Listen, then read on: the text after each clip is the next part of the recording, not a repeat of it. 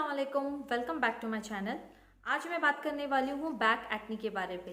तो back acne हमें क्यों आ जाते हैं? तो बैक एक्नी आने के बहुत सारे रीज़न होते हैं। जैसे कि हमारे फेस के ऊपर पिंपल और एक्नी आ जाते हैं, उसी तरह से हमारे बैक के ऊपर एक्नी आ जाते हैं। यानी कि हमारे पीठ के ऊपर छोटे छोटे जो दाने निकलते हैं, उसे ही हम बैक एक्नी कहते हैं। तो ये बैक एक्नी अगर आपको आ जाते हैं तो ये बहुत टाइम लगता है इसे जाने के लिए, जिस तरह से आपके फेस के ऊपर से पिंपल्स जाने से। जैसे कि अभी आपको एक पिंपल्स आया तो उसका बैक्टीरिया लग के दूसरी जगह आ जाता है, तो उसी तरह से हमारे बैक एक्नी एक आते हैं, दो आते हैं तो पूरे पीठ भर जाता है और आपको इससे बहुत ज़्यादा इरिटेट होता है, इचिंग होने लगता है, क्योंकि वो जो पिंपल्स आने के बाद आपका स्किन में ड्राइनेस आ जाता है। तो जब भी हमारे स्किन के ऊपर पिंपल्स ड्राई होगी, जो ब्लैक हेड्स और वाइट हेड निकलते हैं, उसी तरह से हमारे पीठ पे वो इरिटेट होता है जब वो ड्राई होने लगता है। तो मतलब वो आता भी है, ड्राई भी हो जाता है और फिर से दोबारा भी आता है। हम घर में किस तरह से ठीक कर सकते हैं, तो चलिए मैं आपको बताऊंगी कि किस तरह से हम अपने एक्नी को, बैक एक्नी को ठीक कर सकते हैं। उसके लिए हमें कुछ घर में बहुत सारे चीज़ों का ध्यान रखना होता है, जिससे हमारे एक्नी जो है वो अगर आपको बार बार आ रहे हैं तो हमें कुछ चीज़ों का ध्यान रखना चाहिए, तो उससे हमारी जो एक्नी है वो धीरे धीरे कम होने लगता है। चलिए वीडियो को स्टार्ट करते हैं, और अगर वीडियो आपको पसंद आए तो इसे लाइक एंड शेयर सब्सक्राइब करना बिल्कुल भी मत भूलिए। तो चलिए वीडियो को स्टार्ट करते हैं। तो यहाँ पर मैंने एक मुट्ठी भरकर पुदीना के पत्ते ले लिया है फ्रेश। तो आप इस तरह से पुदीना को वॉश कर लीजिए और पानी में भीगे रहने दीजिए, क्योंकि इसमें जो भी मिट्टी वगैरह होगा वो अच्छे से क्लीन हो जाएगा। और पूरे पुदीना को आप इसमें ले लीजिए। हमें इसे कूटना है, तो पानी में अच्छे से धोने के बाद आप इसमें रख लीजिए।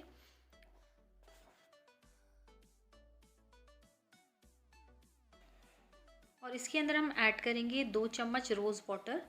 और इसे जितना आपको चाहिए उतना ले सकते हैं, लेकिन 2 चम्मच आप इसमें ऐड करके इसे अच्छे से कूट लीजिए। और इसका जो रस है वो पूरा अच्छे से निकलना चाहिए। तो इस तरह से आप देख सकते हैं कि मैंने दोनों को मिलाकर इसे अच्छे से ऐसे कूट लिया है, जिससे ये इसका जो रस है वो बाहर आ गया है पुदीना का। तो इसे हम एक छन्नी की हेल्प से छान लेंगे और इसका सारा जो भी रस है वो निकाल लेंगे।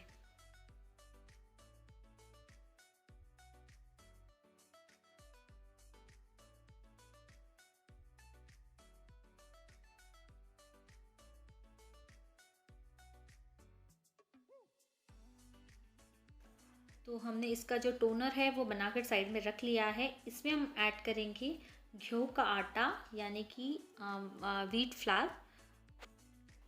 गेहूँ के आटे में बहुत ही ज़्यादा बेनिफिट्स होते हैं। हमारे स्किन को ये रिपेयर करने का काम करता है, हमारे स्किन को ये मॉइस्चराइज़ करता है, हमारे डार्क स्पॉट्स को रिड्यूस करने का काम करता है। तो इस तरह से हम गेहूँ का आटा इस्तेमाल कर सकते हैं। बहुत सारे चीज़ हमारे किचन में होता है, लेकिन हमें पता नहीं होता है कि किस तरह से हम इसका इस्तेमाल कर सकें।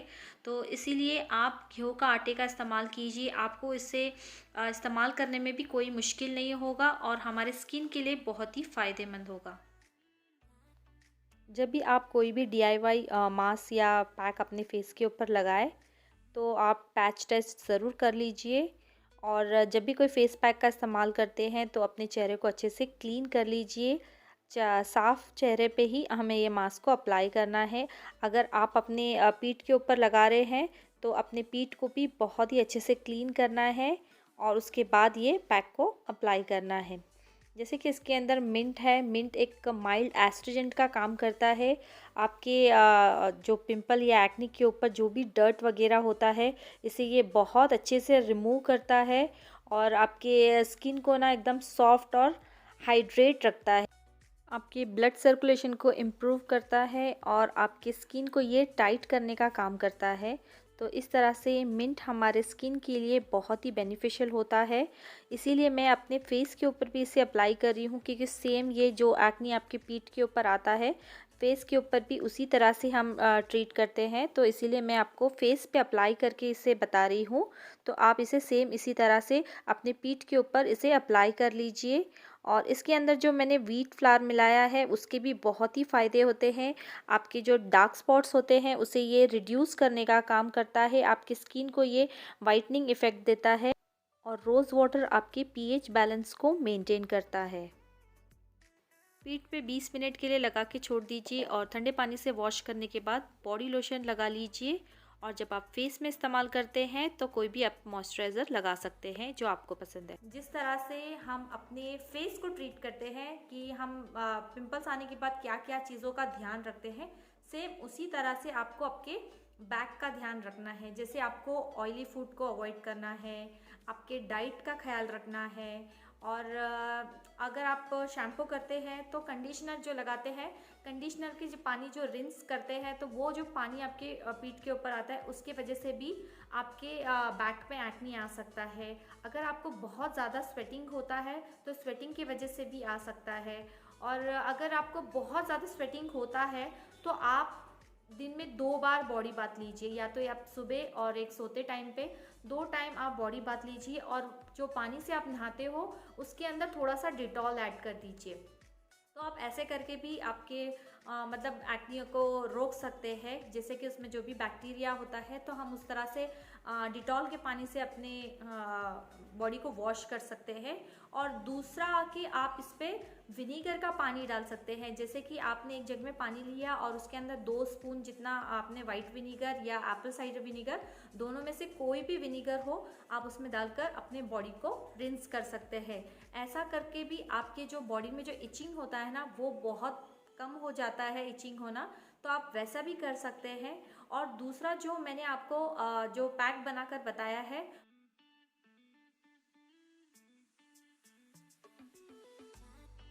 तो आपके एक्नी को ड्राई भी करता है, प्लस आपके जो एक्नी के जो दाग छोड़ जाते हैं ना, जो डार्क स्पॉट्स, उसे तो ये रिड्यूस करने में बहुत ज़्यादा हेल्प करता है।